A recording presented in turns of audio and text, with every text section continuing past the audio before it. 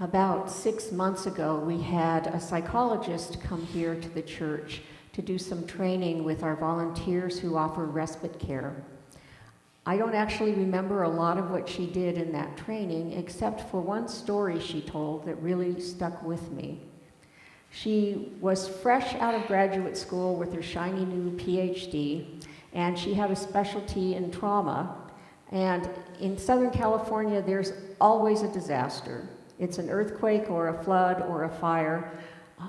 And she became part of a team that went out, I think it was a forest fire, I'm not really sure. And they would make themselves available to folks who had experienced trauma related to the natural disaster.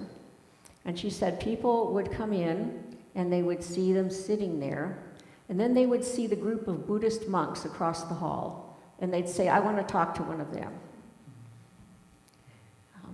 I don't find that really surprising because Buddhist monks spend a couple of hours at a minimum each day, and with these folks that probably had been years, sitting in meditation, doing contemplative practices not unlike what we do here and what we do on Tuesday night.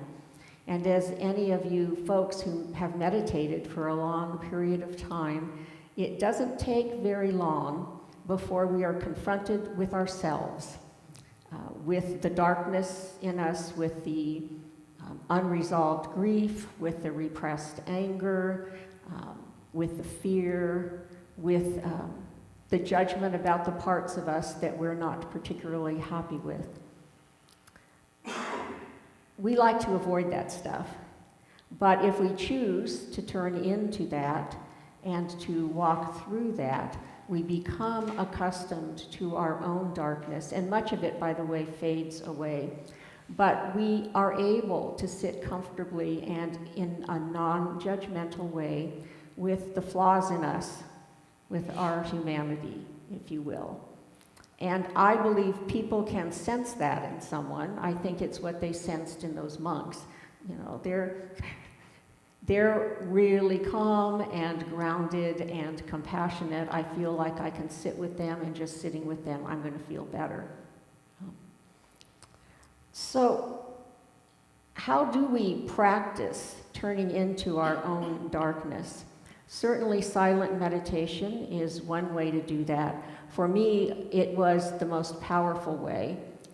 I'd been meditating for about 6 months. This is back in the 80s, and decided I was going to go to India, and I was going to go to an ashram, and I got there and I decided to do a 5-day silent retreat. So mostly I was sitting in a small meditation hall all day, and I thought it was going to be this peaceful, wonderful, blissful journey, and instead it was an incredibly uncomfortable coming face to face with my judginess and my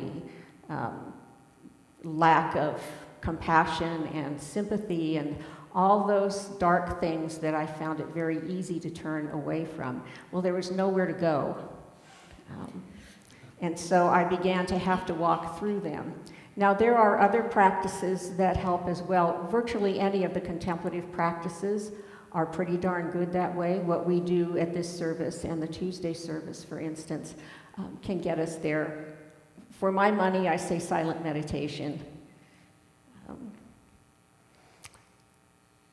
And I want to finish with this passage.